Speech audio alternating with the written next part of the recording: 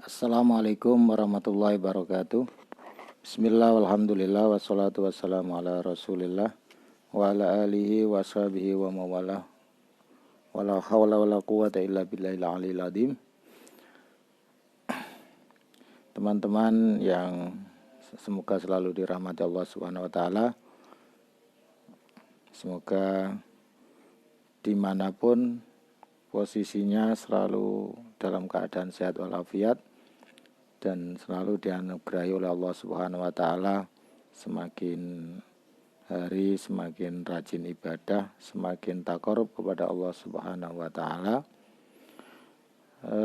Sebelum kita mulai pengajian malam ini, melanjutkan tafsir surat Yasin, kita buka dulu dengan bacaan suratul Fatihah. Ila hadratin Nabil Mustafa Muhammadin sallallahu alaihi wasallam wa ala alihi wa sahbihi wa dzurriyyati ajmain wa ila arwahi khulafai rasyidin wa immatil arbaatil mustahidin wa ila arwahi jami'il awliya illa masyariqil ardi wa magharibiha fil barri wal bahr khususan sultanul awliya ila Syabdul Qadir al-Jilani wa ila hadrati ruhi hujjatul Islam wal muslimin Abu Hamid bin Muhammad al-Ghazali, summa ila hadrati ruhi Syekh Abu Hasan Asy-Syadili wa ila hadrati ruhi muassis Nahdlatul Ulama khususan hadratus Syekh Hasyim Asy'ari wa sairina ulama in-Nahdah, summa ila arwahi abaina wa abaikum wa khususan mu'alif hadil kitab tafsir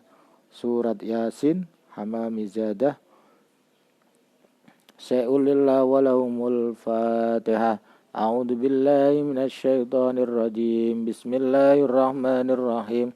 Alhamdulillahi rabbil alamin. Arrahmanir rahim. Maliki yaumiddin. Iyyaka na'budu wa iyyaka nasta'in. Ihdinas siratal mustaqim. Siratal ladzina an'amta 'alaihim ghairil maghdubi 'alaihim waladdallin. Amin. Bismillahirrahmanirrahim.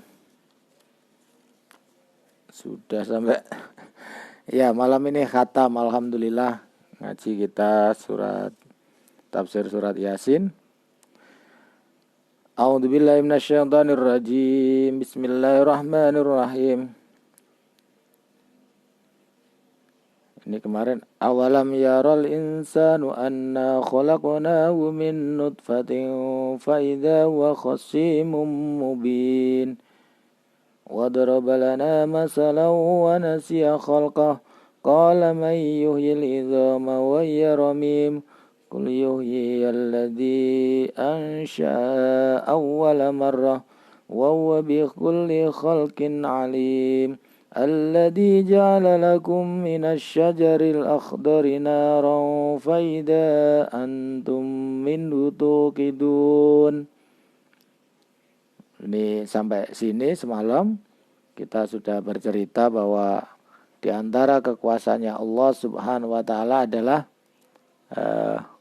mampu membuat api dari dahan dan daun dan pepohonan yang hijau lah, ternyata juga bisa dibuat api. Nah, itu sebagai bukti bahwa Allah Subhanahu wa taala Maha Kuasa atas segalanya.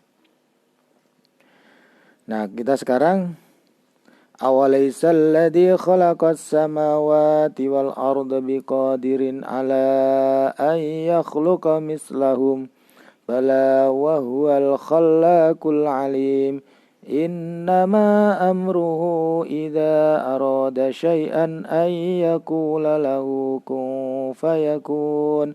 Fasubhanalladzi biyadihi malakutu kulli syai'in wa ilaihi turja'un. Shadaqallahul azim. Ya, kita halaman paling terakhir nomor 28.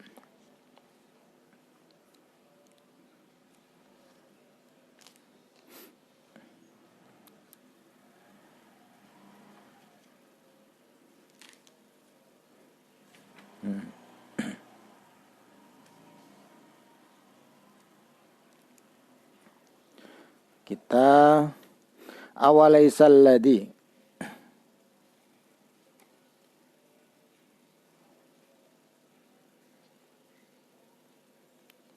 khalaqas samawati wal arda biqadirin ala ay yakhluqa mislahum bala wa wal khallaqul alim.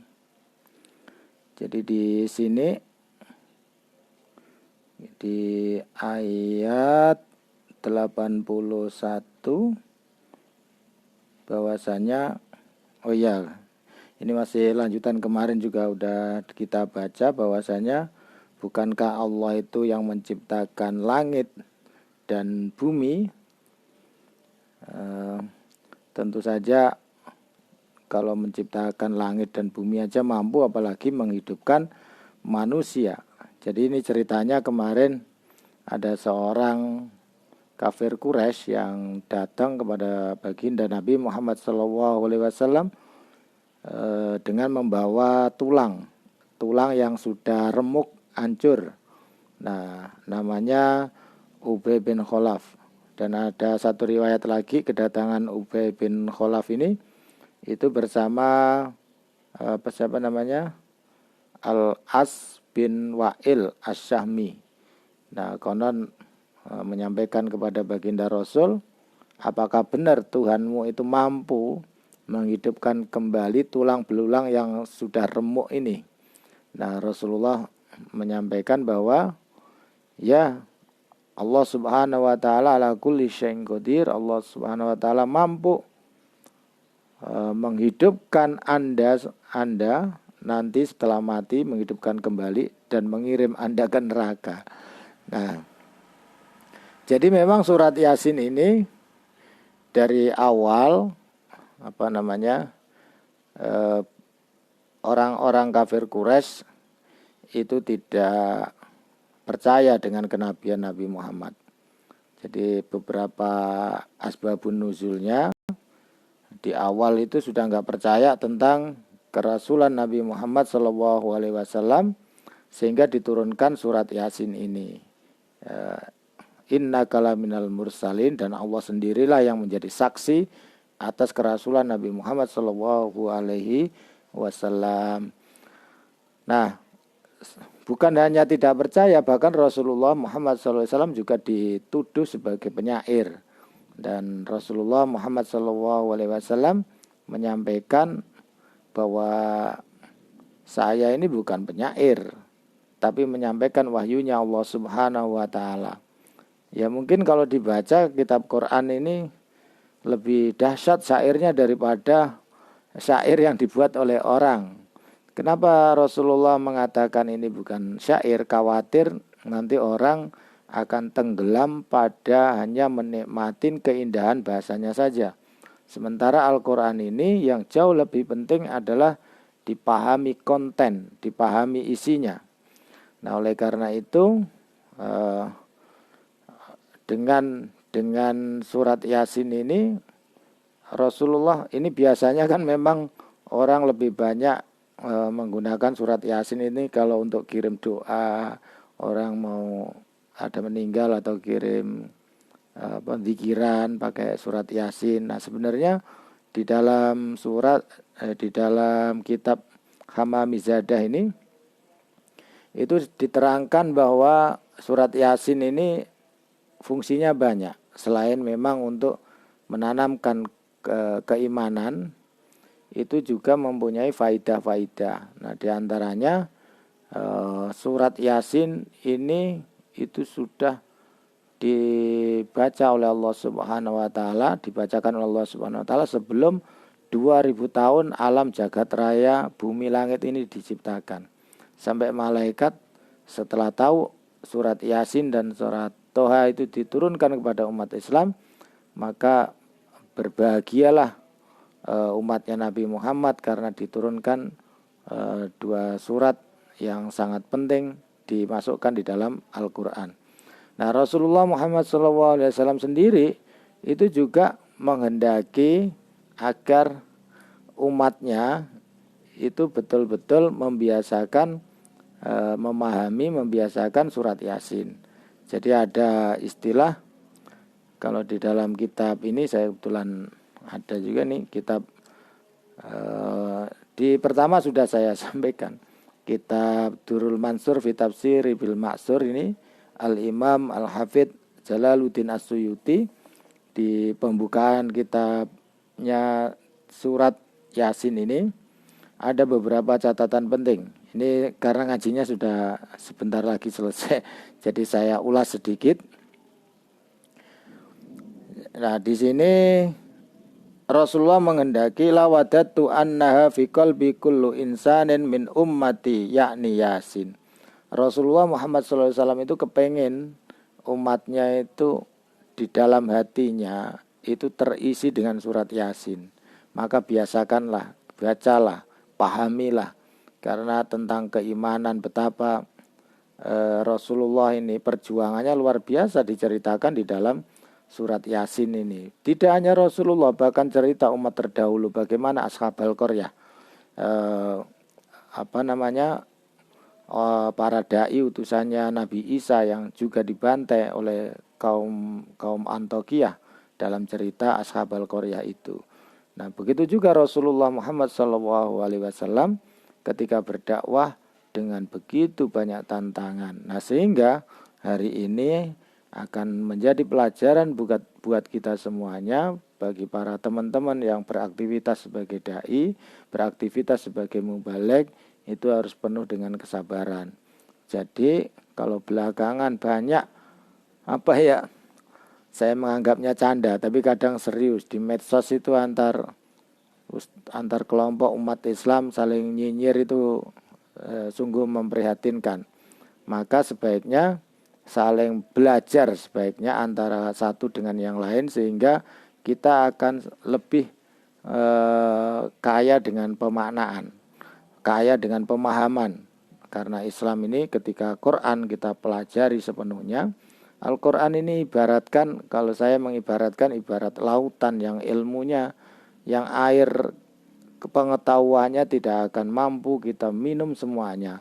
Bahkan sejak kecil sampai usia 100 tahun misalnya, setiap hari datang ke laut, niscaya tidak akan mampu menghabiskan air laut itu. Nah, begitu juga Al-Quran. Apalagi Al-Quran sebagai kalamullah, ini sangat dahsyat sekali. Kalau kita pelajari, setidaknya ada bagian-bagian ayat, semakin banyak kita pahami, itu semakin akan menjadikan kita Islam yang lebih kafah, yang lebih maksimal. Nah, ini kadang ada teman-teman saudara kita baru dapat satu ayat, dan ayat yang paling terakhir itu al-yauma akmaltu lakum dinakum wa atmamtu alaikum nikmati wa raditu lakumul islam madina. Terus ada perintah udkhulu fis-silmi kafah, seolah-olah dia sudah paling kafah. Sementara Al-Quran ayatnya yang begitu banyak belum tercerna secara utuh, secara sempurna. Nah, begitu juga dalam memahami Al-Quran, tentu saja butuh hadis, butuh para ulama yang sudah memahaminya. Maka penting untuk merujuk kepada kitab-kitab tafsir. Siapa yang tahu makna yang sesungguhnya Al-Quran itu? Tentu saja adalah orang yang pernah belajar kepada baginda Nabi Muhammad SAW, yaitu para sahabat, kemudian diturunkan kepada tabi'in. Mereka adalah para salafus soleh, yang itulah kemudian kita jadikan rujukan sebagai sanad silsilah kita mengetahui tentang keagamaan Islam ini melalui jalur beliau-beliau. Kalau kita langsung merujuk kepada Rasulullah, seolah-olah kita melompati ini, seolah-olah kita lebih tahu apa yang disampaikan Rasulullah, padahal yang lebih tahu ya para sahabat, para tabi'in yang mempunyai runtutan belajar yang dengan baik. Nah, Rasulullah sangat menginginkan, berharap umatnya ini hatinya dipenuhi, diisi dengan surat Yasin, karena sampai disinilah disebut surat Yasin itu bagian dari qalbul Quran. Jadi inna likulli syai'in qalban wa qalbul Qur'an Yasin. Wa man qara'a Yasin kataballahu lahu bi qiraatihi qiraatal Qur'an asyra marat.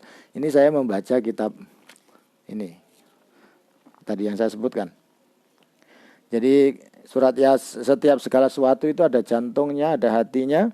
Barang siapa dan jantungnya Quran adalah surat Yasin. Barang siapa membacanya dengan tulus, Allah akan mengampuni dosanya. Dan barang siapa membaca sekali surat Yasin, Allah akan melipat gandakan pahalanya sampai setara dengan bi qiraatihi qiraatal Quran asyra marrat, sampai membaca Quran 10 kali. Nah, ini karena surat Yasin ini ada bagian inti-inti yang tentang keimanan, tentang keimanan kita pada Allah Subhanahu wa taala, tentang bagaimana membaca cobaan bagi para mursyid, bagi para dai, para ulama, para kiai, para nabi waktu dulu dalam berdakwah, bagaimana sabarnya yang luar biasa itu. Sehingga ini menjadi qalbul Quran. Nah, tidak hanya itu,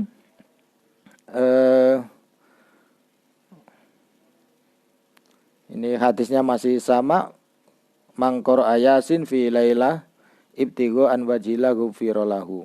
Barang siapa membaca surat Yasin di malam hari, maka dia akan diampuni dosanya. Qala Rasulullah, Yasin qalbul Quran la yaqra'uha abdun yuridullah wad-darul akhirata illa ghufira lahu ma taqaddama min dzambi faqra'uha ala mautakum. Ini diantara perintah, kalau ada orang yang sudah meninggal, bacakanlah Yasin. Selain saya kira pas untuk dibaca, waktunya yang tepat, nggak kelamaan, nggak terlalu sebentar. Memang Yasin ini qalbul Quran, jadi paslah untuk dibacakan. Tapi sekali lagi, di dalam kitab pembukaan Hamamizadah ini, Syekh Hamamizadah, bahwa faedah atau hikmahnya surat Yasin bukan hanya untuk dibacakan kepada orang yang sudah meninggal. Tapi kalau kita punya hajat, silahkan dibaca, insya Allah juga bagian dari wasilah untuk diijabah doa-doa kita. Nah,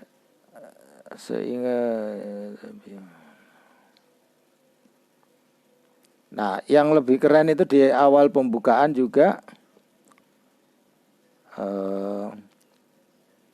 barang siapa membacakan surat Yasin di dekatnya orang yang sedang sakaratul maut, nazala alaihi ma bi'adadi kulli harfin asyara amlakin. Jadi ini luar biasa ini hadis ini.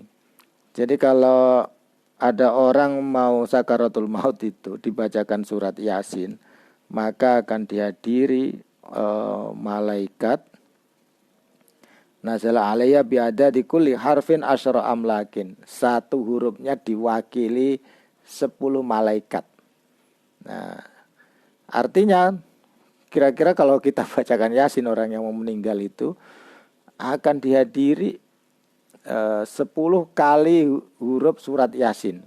Berapa banyak nih itu, kalau membuat berkat kepada mereka udah habis banyak itu. Dan itu turut mendoakan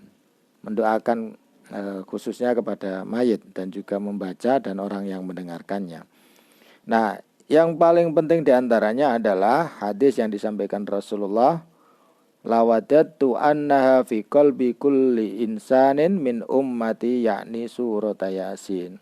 Ini saya membaca kitab ini buat tambahan ini karena sudah paling sebentar juga udah hatam.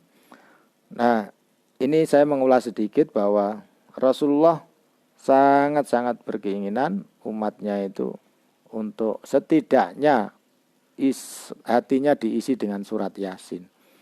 Nah, kalau ini saya kira minimal. Karena diharapkan tentu saja ya Al-Quran seutuhnya untuk bisa masuk ke dalam jiwa, raga, pemikirannya. Tapi setidaknya surat Yasin itulah untuk bisa dibiasakan. Kita lanjutkan. Awalaisal ladzi khalaqas samawati wal arda biqadirin ala ay yakhluqa mislahum bala wa wal khalaqul alim.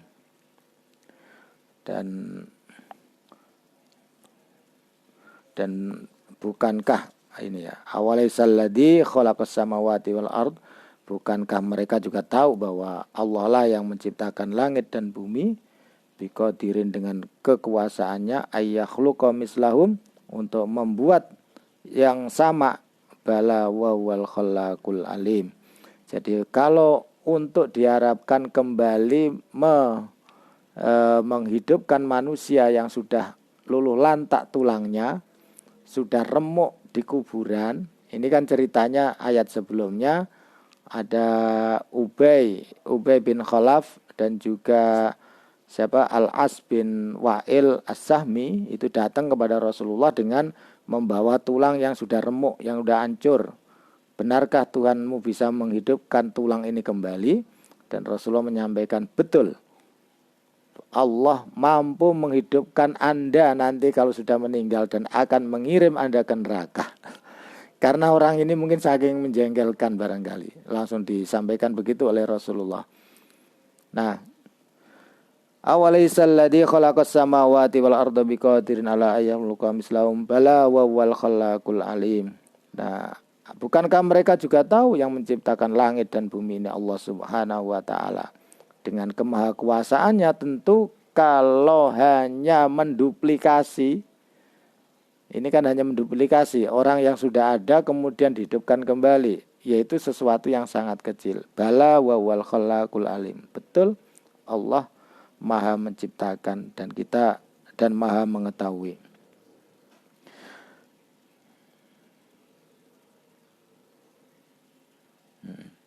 Innama amruhu idza arada syai'an. Bagaimana caranya?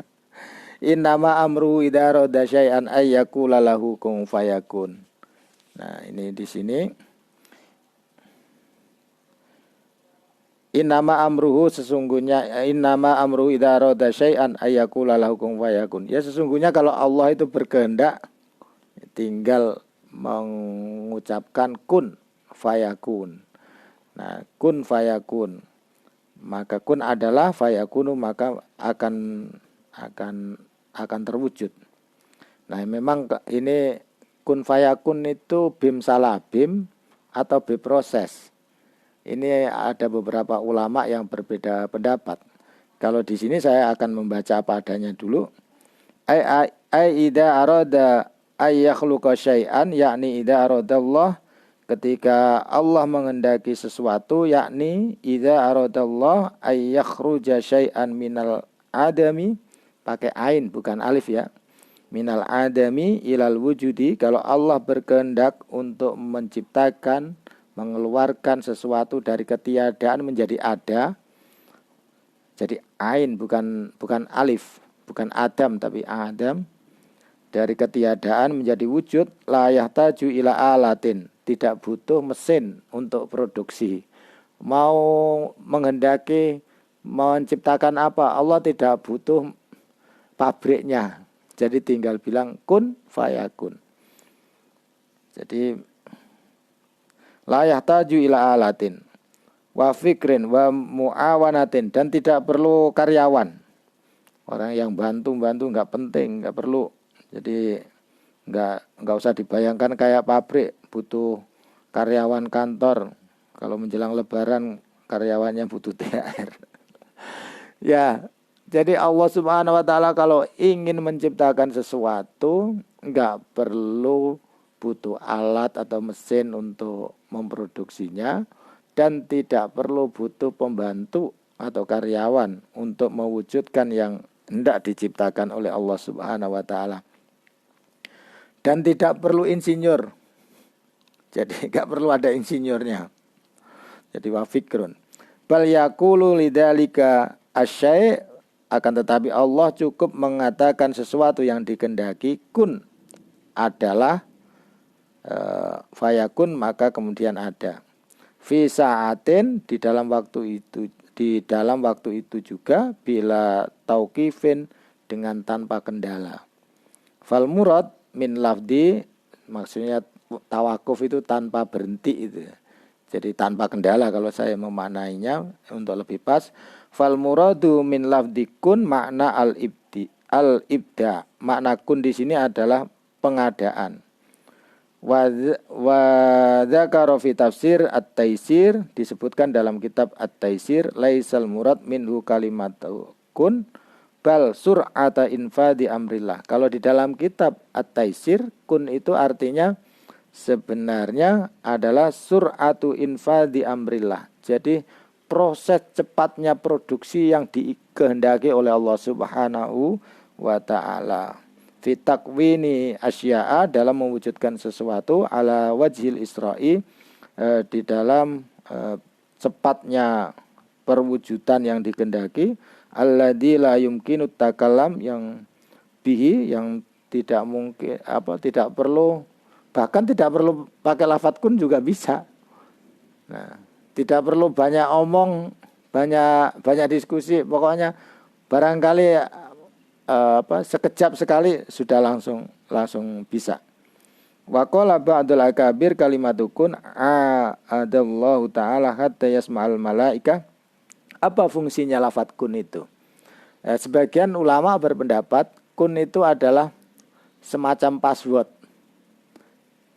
untuk diperdengarkan kepada malaikat bahwa Allah Subhanahu wa taala itu sedang menciptakan sesuatu. Biar malaikat tahu.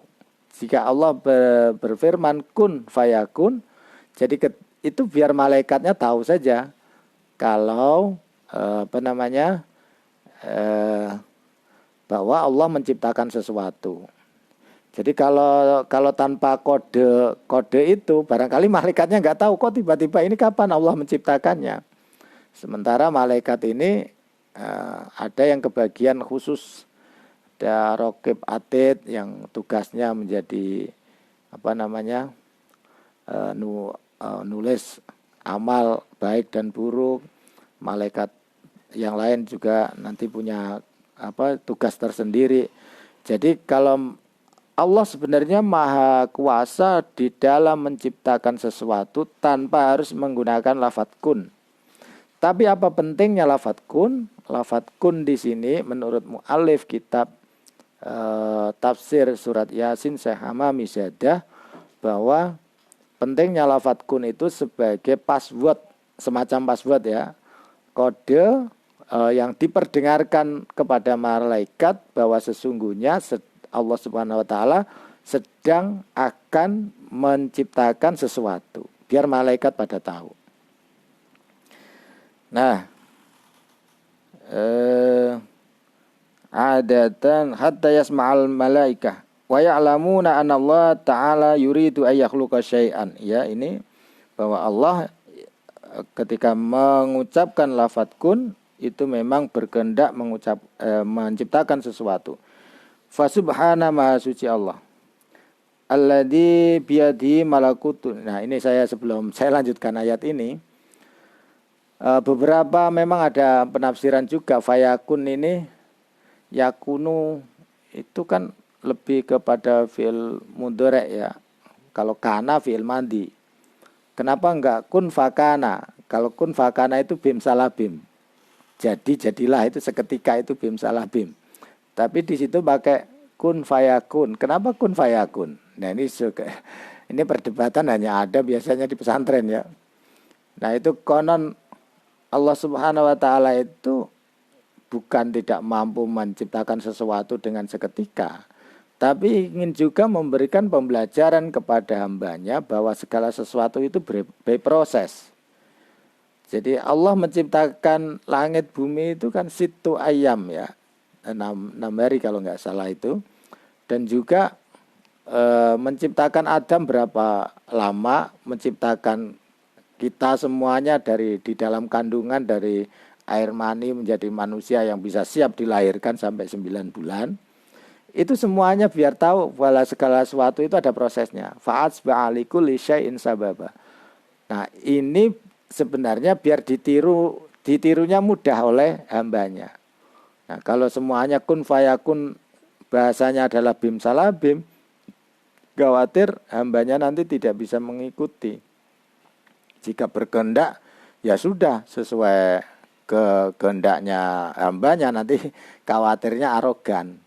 Nah, yang boleh arogan kan hanya Allah, yang boleh diktator, yang boleh maha kuasa, yang maha segala-galanya ya hanya Allah, yang maha menentukan.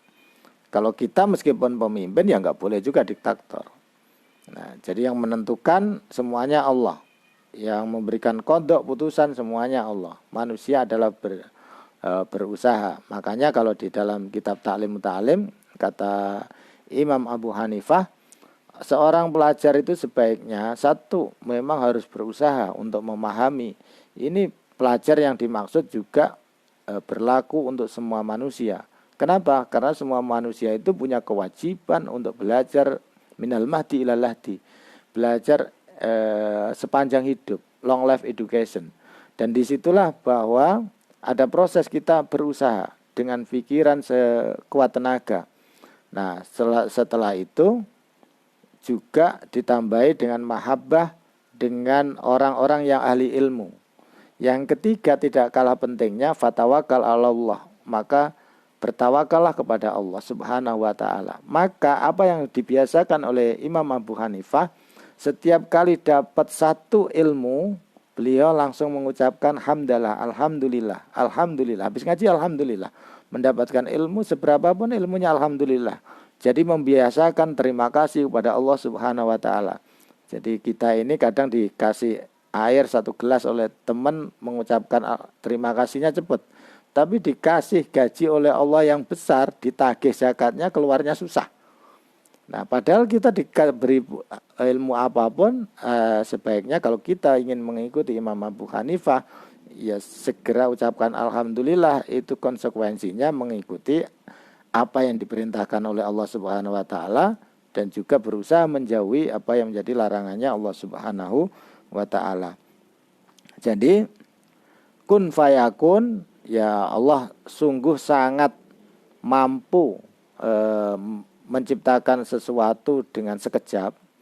Tapi beberapa ulama punya pendapat lafadz kun itu sebagai semacam kode agar malaikat itu tahu. Fayakun ada 2 pendapat juga, bisa langsung wujud sesuai dengan kehendaknya Allah, dan bisa diberikan pelajaran sesuai proses yang bisa diikuti oleh hambanya nanti. Seperti proses kejadian segala sesuatu. Fa'asbaha likulli syai'in sababa, dengan hukum kausalitas itu. Nah, tapi semuanya tidak harus Allah Subhanahu wa taala harus sesuai dengan hukum kausalitas yang enggak ada orang yang mampu memaksakan Allah. Emang kita siapa? Kita kan hamba. Bukan Tuhan. Kita ini hambanya Allah Subhanahu wa taala. Fa subhana maha suci Allah alladzi biyadihi, yang dengan kekuasaannya, malakutun kekuasaan, kerajaan, sultan, kullu syai'in segala setiap sesuatu. Falafdu subhana, lafaz subhana di sini imma kalimatut tanzih, ada kalanya menjadi kalimat penyucian. Kita ini kan yusabbihu lillahi ma fis samawati wal ard, segala sesuatu yang ada di bumi, di langit dan bumi, semuanya bertasbih kepada Allah Subhanahu wa taala. Tasbih itu tanzih, membersihkan, mensucikan asma Allah, mensucikan Allah Subhanahu wa taala. Dan kita sebenarnya ya alladzina yadhkurunallaha qiyaman wa qu'udan. Kalau kita menjadi ulul albab itu memang harus membiasakan. Kalau kita menjadi intelektual, menjadi ulama, menjadi kiai, hukumnya mungkin ya kalau sebaiknya diwajibkan ya pada diri sendiri untuk terus bertasbih, berzikir kepada Allah. Jadi alladzina yadhkurunallaha qiyaman wa qu'udan wa 'ala junubihim. Kalau sudah terlatih bisa nanti. Sambil ngobrol sama orang hatinya baca subhanallah, hatinya baca sholawat, itu insya Allah bisa kalau sudah terlatih. Nah, jadi dalam keadaan apapun kita selalu berzikir kepada Allah Subhanahu wa taala. Fa subhana bimakna at-tanzih, mensucikan Allah, wa imma lit ta'ajjub. Kalimat subhanallah itu ada kalanya maknanya adalah penyucian subhanallah. Ada kalanya lit ta'ajjub, kita heran atas apa yang diciptakan oleh Allah Subhanahu wa taala. Lit ta'ajjub. Wal malakut bima'nal muluk. Malakut di sini artinya adalah kerajaan. Kama annar rohamud, seperti lafadz rohamud bimakna rahmah. Famaknahu innal malakut was sultanah. Malakut ini semacam ya kayak kesultanan, sultanan dunia dan akhirat tentunya ya. Lahu, hanya bagi Allah, la liwairihi, tidak ada kekuasaan selain kekuasaannya Allah. Wa yaumal qiyamati, dan di hari kiamat, kulluhum yarji'una ilallah, semuanya kelak manusia akan dikembalikan kepada Allah Subhanahu wa ta'ala. Wa bi'amalihim, berserta tentengan amalnya. Nanti kita dikembalikan kepada Allah Subhanahu wa ta'ala bersama tentengan amal kita. Tergantung berapa berkat yang kita bawa, tergantung hari ini di dunia seberapa banyak kita beramal, berapa banyak kita melakukan kebaikan, seberapa banyak kita menjauhi dari kemungkaran, seberapa banyak kita beramar ma'ruf nahi mungkar. Nah, itu nanti menjadi tentengan bekal kita menuju kepada Allah Subhanahu wa ta'ala. Wa bi amalim yuzzauna, itu akan dibalas oleh Allah Subhanahu wa ta'ala. Ingkana khairan fa khairun, kalau amal kita baik maka balasannya baik. Wa in syarran fa syarrun, maka ketika amal itu jelek maka balasannya jelek. Wa ilaihi turja'un, dan hanya kepada Allah turja'una, itu akan dikembalikan semuanya. Nah, ini kemarin istilah turja'un ini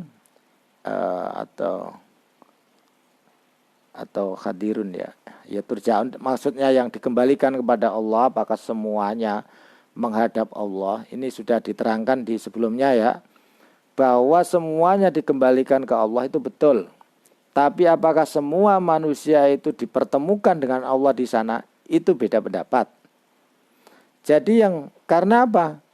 Karena nikmat indah-indahnya nikmat yang ada di hari akhirat nanti itu adalah ketemu dengan Allah Subhanahu wa ta'ala. Nah, apakah seorang pendosa akan bertemu dengan Allah? Tidak, menurut banyak pendapatnya para ulama. Dia hanya ketemu di hari hisab, yang mungkin di hari hisab itu ada panitianya. Ada panitia namanya malaikat Ridwan bersama rombongannya. Ada malaikat Zabaniyah bersama malaikat Malik. Jadi kalau ada orang baik yang menjemput malaikat Ridwan, kalau ada orang buruk yang menjemput adalah malaikat Zabaniyah. Kalau buruknya keterlaluan langsung dipegang komandannya, malaikat Malik. Itu kemarin sudah saya terangkan bahwa soal bagaimana manusia dikembalikan kepada Allah, apakah semuanya ditemui oleh Allah, itu ada beberapa pendapat. Sebagian besar pendapat mengatakan yang ketemu dengan Allah langsung hanyalah orang yang beriman, hanyalah orang yang soleh, hanyalah orang-orang yang punya kebaikan selama di dunia. Sementara orang yang berbuat dosa diingatkan berkali-kali tidak mau mendengarkan. Justru orang yang membimbing di bidang keagamaannya dicaci maki. Nah, orang-orang semacam inilah tidak dijumpai oleh Allah Subhanahu wa ta'ala, tapi cukup dihadapkan dengan al-gujunya. Na'udzubillah min dalik. Semoga kita kelak dihadapkan kepada Allah dengan keadaan baik. Hada wa'du lisolihin, ini adalah janji yang diperuntukkan lisolihina, bagi orang-orang soleh. Wa wa'idun, dan janji lidzalimina, bagi orang dolim. Wal asina, dan orang yang berdosa. Waruya anin nabi alaihi salatu wassalam, innahu, sesungguhnya Rasulullah qala, itu bersabda, iqra'u ala mautakum surat Yasin walhamdulillahi rabbil alamin. Kita khatam malam ini. Bagi yang kelewatan bisa mendengarkan di rekaman YouTube, karena alhamdulillah ada teman yang bantuin untuk mengupload, dan sehingga bisa didengarkan ulang. Ini mu'alif, alhamdulillahilladzi binikmatihi tatimmus shalihat bi fadlihi wa husni ma'unatihi tatayassarul makrumati wassalatu wassalamu ala sayyidina Muhammadin sayyidis sadati wa ala alihi wa ashabihi dabil fadli was sa'adah.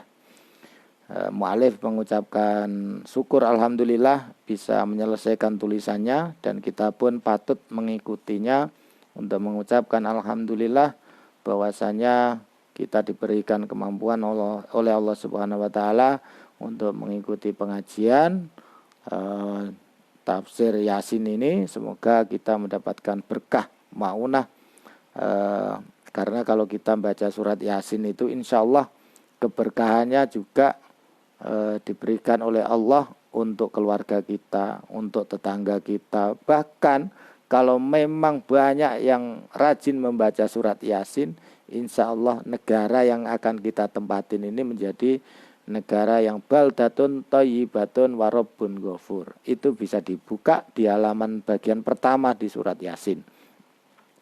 Teman-teman yang baik, semoga selalu dirahmati Allah Subhanahu wa taala. Ini yang bisa saya baca. Tentu saja kalau pagi masih belum selesai ya kitab Ta'lim Muta'alim. Nanti semoga juga bisa kita lanjutkan untuk membaca kitab-kitab yang lain sebagai murojaah, sebagai ya setidaknya menggugurkan kewajiban. Sebagai manusia punya kewajiban belajar, setidaknya itu kalau serendah-rendahnya niat. Tapi niat yang baik ya tolabul ilmi, mencari ilmu hanya karena mencari ridhonya Allah Subhanahu wa taala. Kalau kita mendapatkan ridhonya Allah Subhanahu wa taala itu menjadi enak. Apa-apa ya bisa survive di dalam semua keadaan. Kita tutup pengajian malam ini dengan bacaan surat Wal Asr, dilanjutkan surat Fatihah. Kita diahkan kepada mu'alif kitab Syekh Hamami Ziyadah dan juga para mufassir kitab Al-Quranul Karim. Apapun judulnya, seorang mufassir sudah berusaha mengelaborasi makna Quran. Tentu saja membutuhkan tenaga, pikiran, sedangkan kita hanya tinggal membaca. Itu pun kadang masih males. Nah, maka dengan ini saya mengajak teman-teman, ya saya sendiri juga manusia, kadang juga punya rasa malas. Tapi ya kalau saling mengingatkan, biar saling memberikan pembelajaran. Ila hadratin Nabil Mustafa Muhammadin sallallahu alaihi wasallam wa ala alihi wa sahbihi wa dzurriyyati ajmain wa ila arwahi jami'il mufassirin al-Qur'anil azim wa ahli silsilatil Qur'anil azim wa summa ila arwahi abaina wa abaikum wa ahlina wa ahlikum wa ummatina wa ummatikum wa khususan muassis Nahdlatul Ulama Hadratus Syekh Asy'ari wa jami'in wa khususan la hadrati ruhi Pak Kiai saya Kiai Tamamuddin Munji dan juga Pak Kiai Nawawi. Sya'ulillah walahumul Fatihah. A'udzubillahi minasyaitonirrajim. Bismillahirrahmanirrahim. Alhamdulillahi rabbil alamin. Arrahmanirrahim. Maliki yaumiddin.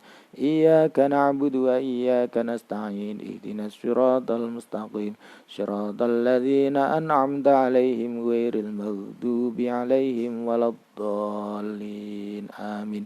Bismillahirrahmanirrahim. Wal 'asri innal insana lafi khusrin illa alladziina aamanu wa 'amilus shalihati wa tawashaw bil haqqi wa tawashaw bis sabr. Aqulu qauli hadza fastaghfirullahal adzim li wa lakum wa lisairil muslimina wal muslimat wal mu'minina wal mu'minat fastaghfiruhu innahu wal ghafurur rahim. Walafu minkum, kalau ada kekurangan, kekhilafan selama ngaji ini meskipun direkam langsung diupload, kayaknya nggak ada yang diedit. Kadang kelihatan HP-nya mendadak jatuh. Itu juga nggak ada yang edit, pokoknya ditampilkan apa adanya kayaknya. Dan mohon maaf kalau ada kekurang nyamanan. Semoga apapun keadaannya menjadi keberkahan buat kita semuanya. Sekian, walafu minkum, wassalamualaikum warahmatullahi wabarakatuh.